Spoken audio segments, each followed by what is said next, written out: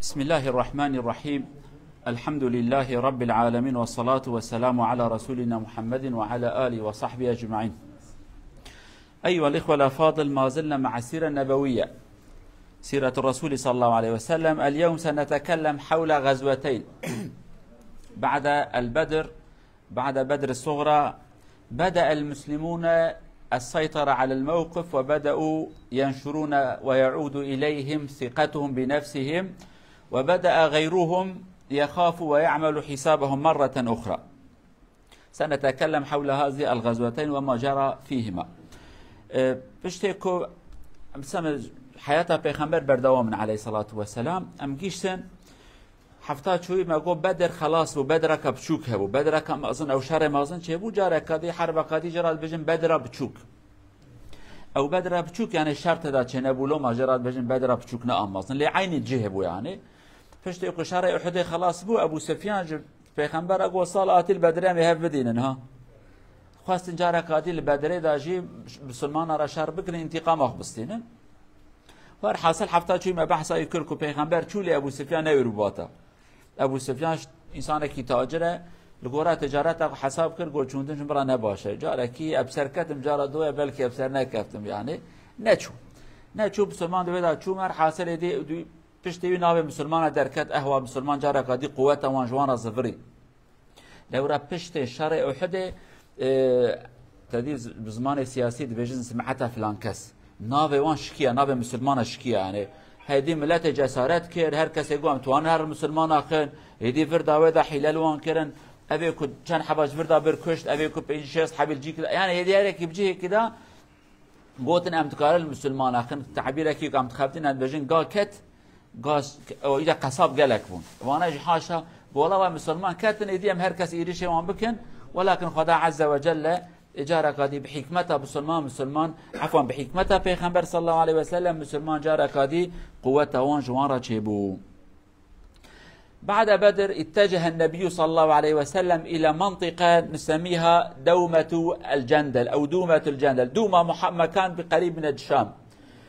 سوق تجاري، واجتمع هناك بعض الاعراب كانوا مثل نسميه قطاع الطرق، يقطعون الطرق، يظلمون الناس، الذي يمر بهم يظلمونهم، لأن دومة الجندل كان هذا مكان سوق تجاري،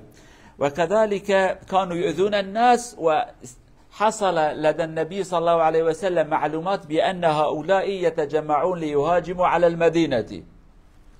الظاهر كانوا بعيدين عن المسلمين فلم يسمعوا بالتطور الجديد بأن المسلمين أصبحوا مرة أخرى حاكمين على الموقف، فكانوا ينوون أن يهاجموا مرة أخرى هم كذلك على المدينة بعدما كانوا يظلمون هناك. فسمع النبي بهم فأعد جيشا وهاجم عليهم. يقال بأن حوالي 1000 واحد أو أكثر ذهب النبي معهم إليهم حتى يؤدبهم. سنقول ماذا جرى معهم. دومة الجندل جهة بازار سوق تجاري بازار، يعني نزدیک شامه 400-405 کیلومتر از مدینه دوره، ولكن نزدیک شامه الوان درایه. حتى انا الشامه دي که اجرات بجن دوما دي منطقه که ساکن نزدیک شامه لوی ادوان قبیله الوان دراین که قبیله نه بندست روم دانه روما کد بجن استانبول دا، ولكن اوج ظلم الملت خویدید کن عادت دنیا، يعني روم ظلم العرب وتكون قبيله عرب او ظلم الاخوه بشوكت كن، يعني عادت ساكن يك ظلمت ك، يعني وقد اوروبا يا امريكا ظلم دولت مت كدولت مجتن سلامت كن جاركات يك ليكت ك. وانا يجا تشد كرم ببون بلا سر ملت ري ملت قد كرم برجوان ساندر ابي كو كاروان چون هاتن كاروان مروان ظلم لوانت كرت. یک سبب ابوک پیغمبر گو گرم هرن کی گو هوان بکشین تربیه بدن وان سبب کی دو خبرش پیغمبر هاتبو علیه الصلاة والسلام اوانا دخوازن ایریش سر مدینه بکن. ده سبب یک وانا دی ظلم الملت کن، ازعاج ملت کن. سبب دو اوان انسان دخوازن ایریش سر مدینه بکن. ده سبب جن پیغمبر گیشتن هف علیه الصلاة والسلام. پیغمبر جی آماده کر 1000 حب ظلام توپی هف کر صحابه او گوازی بسروان ظهرم. طبعا جمع النبي 1000 صحابي 1000 مجاهد، ذهب إليهم، أخذ معه دليلا يعرف الطريق، وكان من خطة النبي أن يسير إليهم وهو يمشي بالليل ويكمن أن يخفي أنفسهم بالنهار. بالليل يمشون أحد لا يراك، ولكن بالنهار حتى لا يسمع بهم العدو يكمنون، يقول كمين يعني بالنهار يخفون أنفسهم وبالليل يسيرون، إلى أن وصلوا إليهم. وصلوا إلى بلدهم فهاجموا عليهم، فهؤلاء المسلمون لم يجدوهم، ولكن وجدوا دابتهم أو دواب كما نقول، غنم،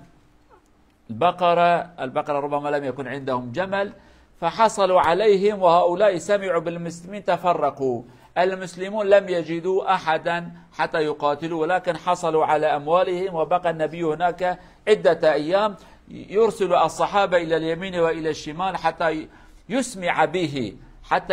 به غيرهم. ففي النتيجة وجدوا رجلا، وهذا الرجل عرضوا عليه الإسلام، دخل في الإسلام، وعاد النبي مع المسلمين سالما غالما إلى المدينة مرة أخرى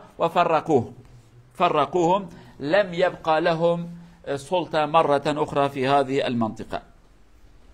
تشتك پیغمبر كر عليه الصلاة والسلام حزار حب صحابية جيانت او سروان دا چو، فقط پیغمبر طبعا پیغمبر بعقل زانای حکیمه تدبیر خوی ظاهری دگره و کامناکه ما ام شغل خود بن توکلنا على الله بأسباب.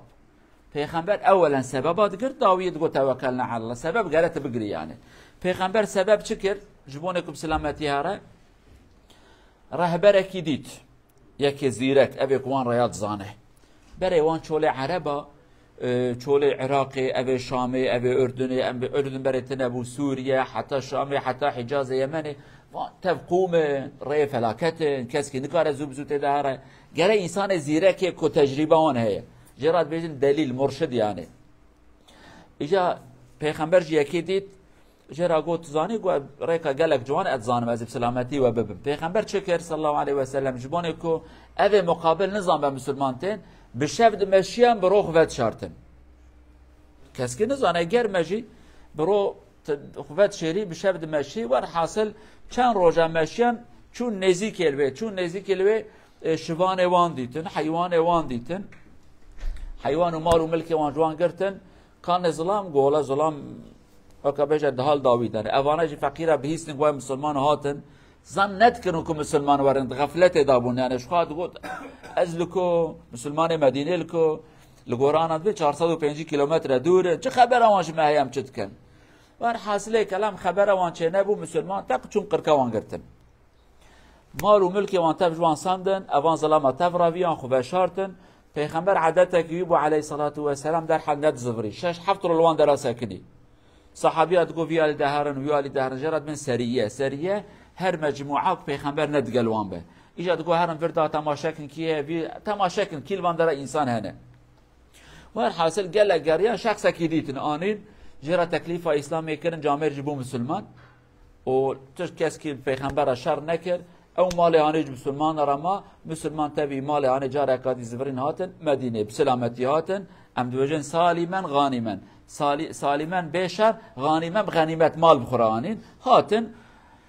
هدف و حکمت پیغمبر جویات چبون امی آنا بحثایی بکن. طيب ماذا استفاد المسلمون من هذه الرحلة؟ اولا فرقوا اعداهم الاعداء المنتظرين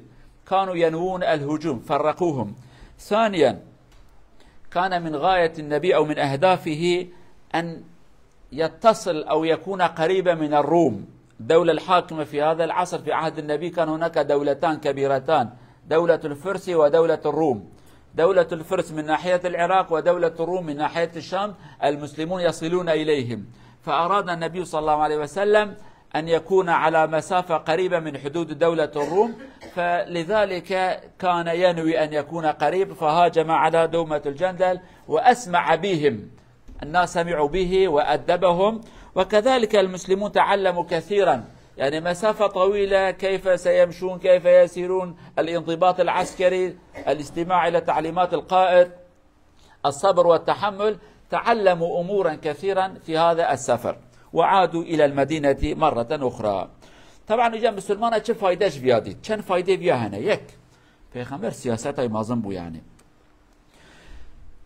وی دماهانه دشامه دا دسوری دا دولت روم حاکم و روم اقت بجن استانبول او جاخت روم شرقی جراد بجن شرقی جي اسطنبول فردا جرات بجن روم شرقي ايروج هلات او جي اسطنبول ويدا بالي غربي داجي او روم غربي نيجا ايجاش بر خاطر بحري اف شرقي وغربي باش كي دوري هفون اف اسطنبول قسطنطينيه وان حاكم في الي بو اي دنيش حاكم اوروبا قالك بون يعني شام دسته وان دابو او هردم دوی وقتانه دا ده شهر هبون ده دولت مازن دولت فارس هبو دولت روم هبو هرو شرط کرن حتی صورت روم دماغات جی سروی مثلا روم و فارس شرط کربون فارس بسر کتبون کیفا مشرک مکی هاتبو اوه گوتو ام سرد کفن لورا فارس اوجی به کتابون اهل ایمان نبون روم اهل کتابون دماغ فارس بسر کتن مشرک مکی گوغلا ممسر بکفن ایوه کامه کافر بسر ایوه کتن لداوی رب العالمین سورت روم شان گفت چند ساله دا وانا روم سر بکفن يعني اجا پیغمبر خواست علیه الصلاة والسلام یک نزدیک حدود روم به حدود وانش دریا شامه ده وکی دیتنه اولا گاز نزدیک وان بم لورا گراتش حدودش قالکی خدر کبیش حدود خدر کبی اسلام دین عالمیه دین جهانه گرات هری وری بدی ملته دوی دمه داش دو دولت دولت فارس دولت روم دولت روم ده نزدیک به حدودی وی پیغمبر دوی دا چو سلام کی داوان یک اوا دو یمین وان انسان کلوی کوم ببون وان تربیه کر اوا سیا مسلمان پرورده کامازن دیتن چند صد کیلومتر دره داد چن نده رو 15 رو پیغمبر رمان دوی سفر آن دا صبر تحمل فقیریه برچیبونه گرمه سرمایه انضباط عسکریه به گوداری قاعده خوب بکن نکن یعنی گلک درس مازن دوی شرع آن دا پیغمبر علیه الصلاة والسلام بوان دافع کرن یعنی پرورده تشتکی مهمه دجیان انسان دا گرم فیر تشتابن هی ببینن تعلیم و درسن پیغمبری صلی الله علیه و سلم به وی شکل هانه گلک فایده داوان صحابیه هیم بون يعني امي حزار حب انسان هرن بشف هرن برو هرن عردك خريبه سروك مدبيتشي امي قهداريه بكن امي برچي ببن تي ببن اف هيتنه تب درس وتربيه مازنبون بفي شكل يعني تشون هاتن بسلامتي هاتن او شو بعدما وصل النبي صلى الله عليه وسلم الى المدينه استعد مره اخرى لهجوم اخر لغزوه اخرى نحن نسميه في الفقه او في اللغه السيره غزوه بني مصطلق قبيلة من خزاعة بين المسلمين بين مكة ومدينة بين الاثنين فأسباب الغزو أولا كانوا مع القريش حينما هاجموا على أحد على المسلمين أولا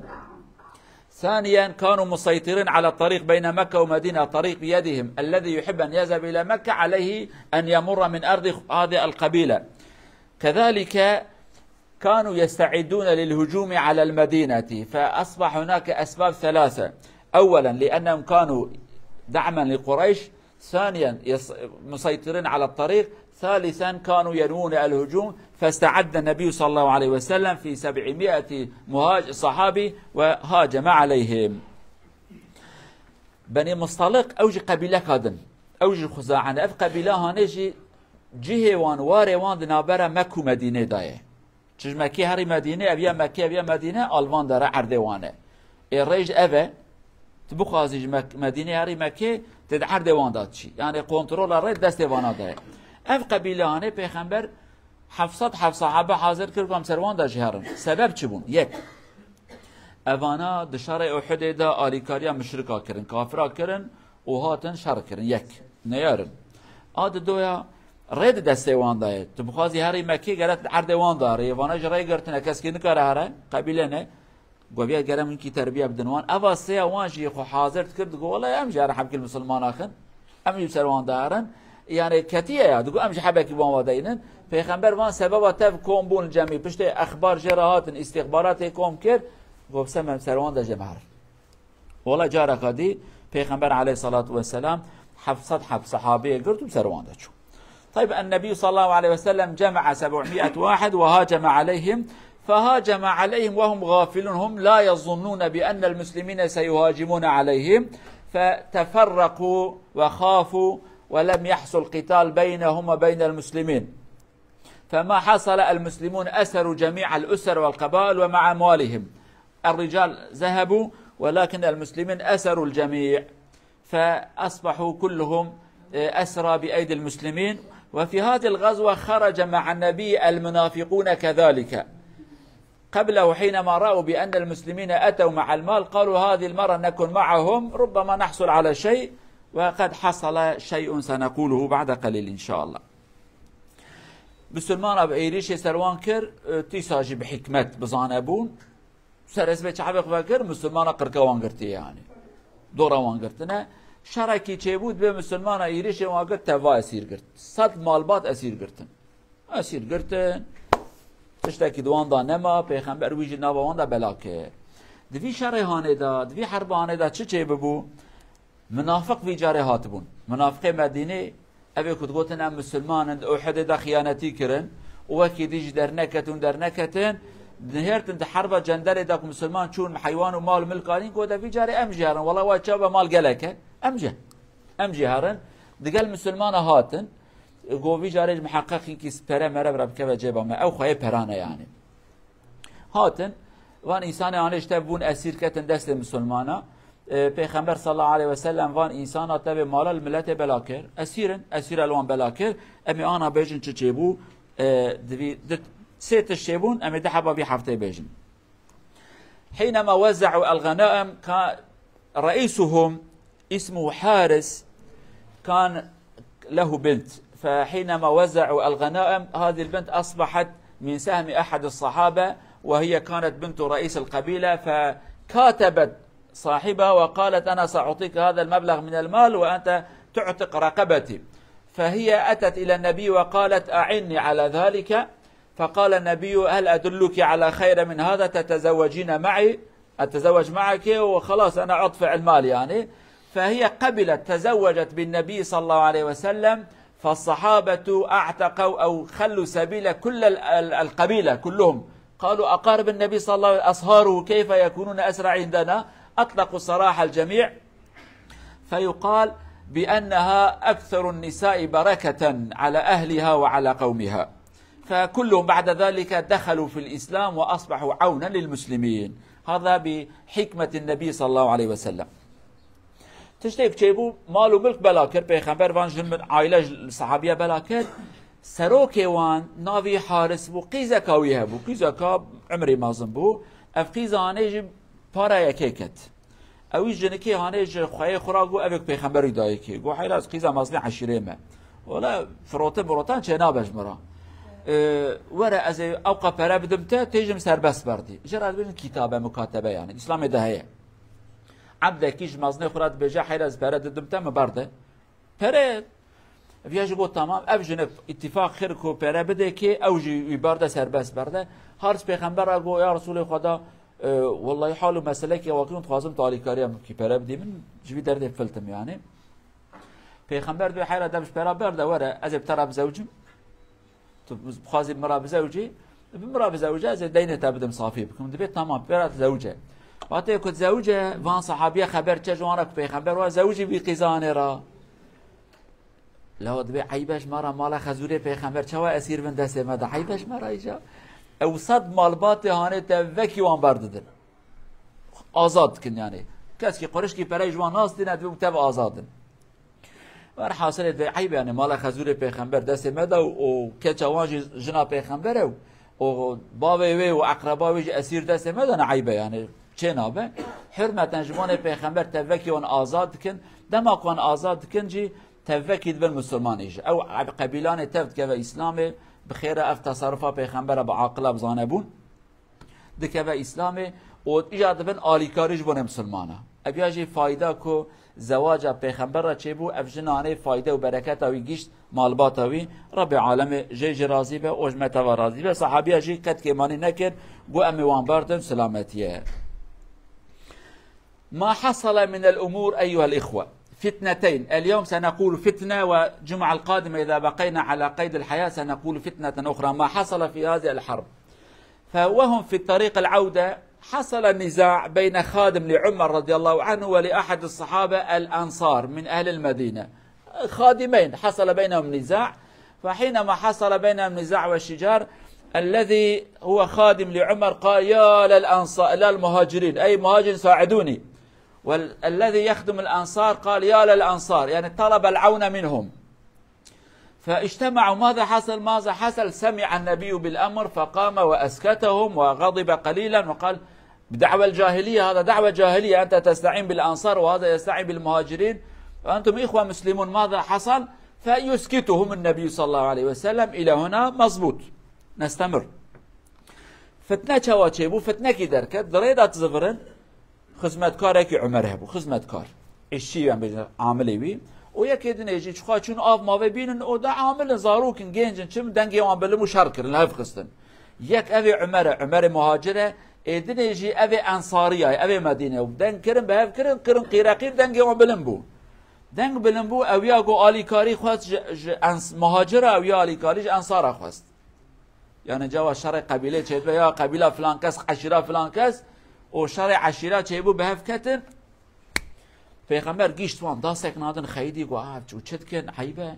جاهل اویات تشتی کند بیجن انصار و مهاجر اویات تشتی جاهلیته و چه نه با آلی کاریش قوم خوش بخوازنش بانه مسئله که بچوک اونجا رکادی خوش هف جدا بکن مهاجر اون انصار اون و خریبن ام اون عیبش ورا حاصل پیغمبر وان داستک نادن سکنید ولكن امیانا دوام بکن که چه بو ما حصل. المنافقون كانوا معهم والمنافقون دائما ينتظرون الفرص حتى يشعلوا الفتنة. رئيس المنافقين عبد الله بن أبي هذا قال أو فعلوها يعني حصل وقال لقومه كنت أقول لكم هذا لا ينفع بعد أيام هؤلاء سيسيطرون على المدينة ويحكمون فينا وقد بدأوا الآن أصبحوا يمدون أيديهم إلينا وهذا هو السبب أنتم عملتوا هكذا بسببكم أنتم أعنتم محمد وإخوانه حتى سكنوا المدينة وأصبحوا يتحكموا فينا. إيه هذا بداية الفتنة. ولكن ما حصل خرج من كلامه كلمات قلة الأدب.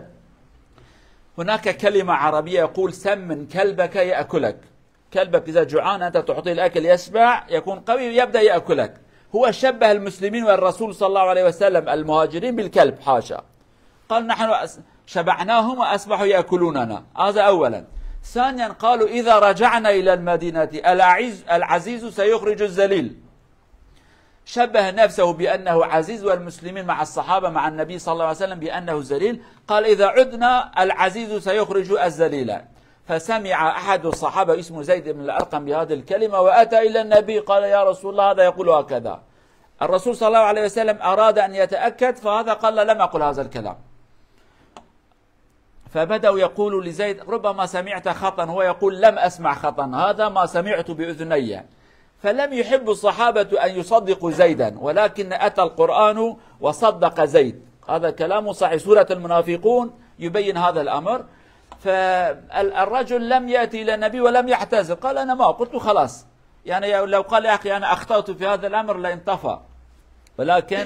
استمر على موقفه قال لم أقل. مع وجود الآيات الكريمة الرجل استمر في الأمر وقال أنا لم أقل شيئا وحصل فتنة بين المسلمين. تشتيك تشيبو مزني منافقة ناوي عبد الله أقو مجوارا ندقو تذيب كردي مني مجوارا قوي تشيبا إيوانا ورن أصتي مسيارن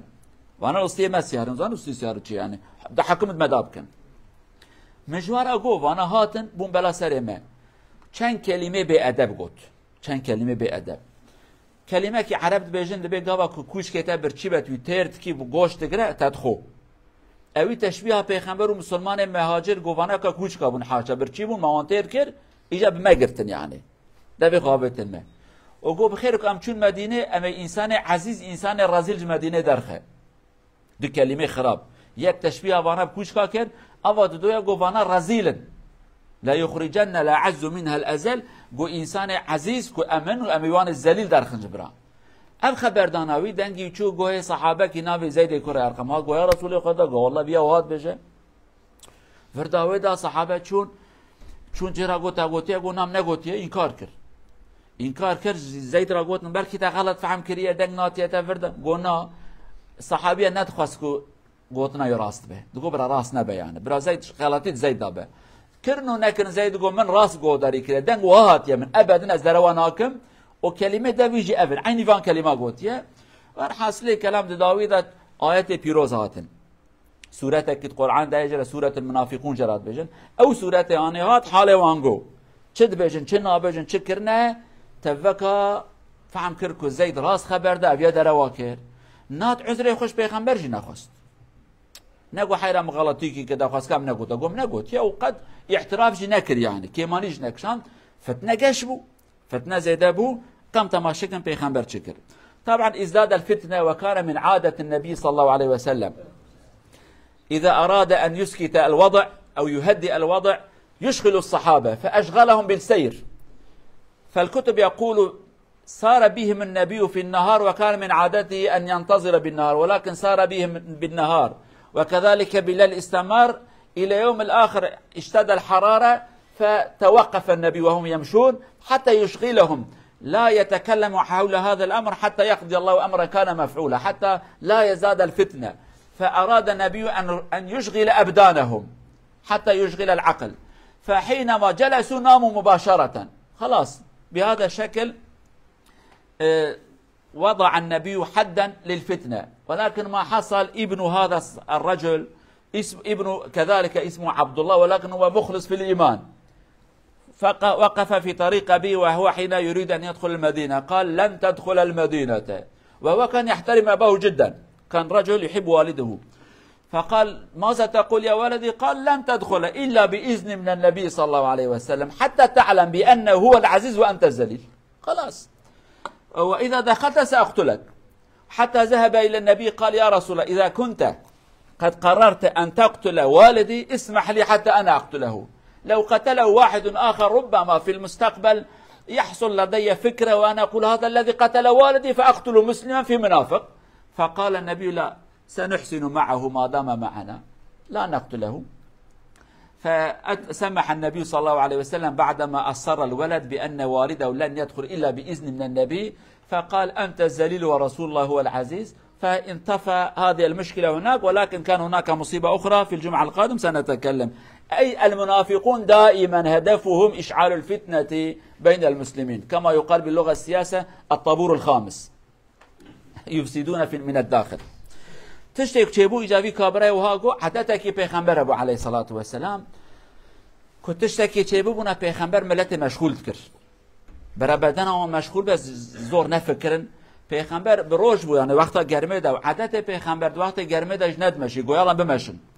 نهيرتنا فتنه زيده به الله بي كابري وهاقو خده وهاقوتيه ابيا براستی بی ادبیانه کریه مصیبت جمونه مازنه به پیغمبر او رو نسکنه حتی ایواره مشیه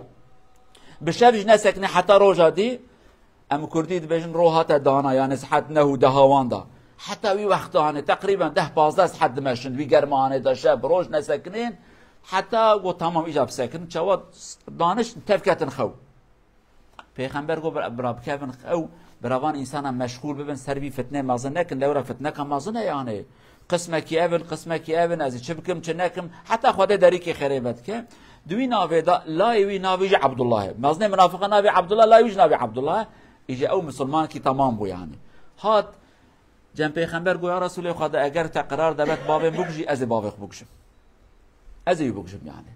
از نکارم بلکه مسلمان کی باب بگجه داوی صبح رو شیطان العقل مدهره وره از راب وی مسلمان بگشم بلا قاتل باب منه از جبون باب خوی منافق مسلمان کی بگشم گناه کی مازند کم و بلکه خود تحمل جنکم اگر کو کشتناوی هبه از باب بگشم پیغمبر به نانم قد یناکشن حتی به مرابه می پر خوشی داره بکن اب عبد الله یزبی قال لك جباب خو حس کرد و قال لك احترام وجد گرت هم جه حس کرد هم احترام باب خود گرت ور حاصل تل بر مدینه سکنه جباب خورال بجا داک لورا سکنه چه لایم دبی ناکبی مدینه چما ناکب مدینه دبی حتی که پیغمبر اذن تندت ناچی مدینه ورداوی در لایم تخرفید احمقی چه بجی ابدا دبی حتی رسول خدا اذن تندت ناچی مدینه جبان تزانه پیغمبر عزیز و ترزیلی تبی کلمه گو گو عزیز و ذلیل تزانه بی ای رزیل تی پیغمبر عزیزه حتی که پیغمبر اذن تنده والله تناتیاندر دنیا را هر بگجوی یعنی ور حاصل چش پیغمبر ادبن پیغمبر را اذن یبدا در باس ادوی تب اذن پیغمبر هاتی هات فهم بکه ت رزیلی و پیغمبر عزیزه تبی کلمه گو زانه بی ای رزیل تی و عزیز پیغمبره بی شکل یعنی فتنه وردا سکنه له مصیبت قادید صاحبو او عین جویا دوام کرد حفتاتي أما يبيجن فتنة كدها خرابتر دها ماستر أما يجي بيجن يعني منافقة نسكن وظيفة قد كرن وظيفة فان منافقة هردم دنابا مسلمان دا حضور مسلمان خراب كي حتى حفتاتي ببين خير وخشي دا أمانات خدابن ابقوا في حفظ الله ورعايته إلى أن نلتقي في الجمعة القادمة إن شاء الله والسلام عليكم ورحمة الله وبركاته.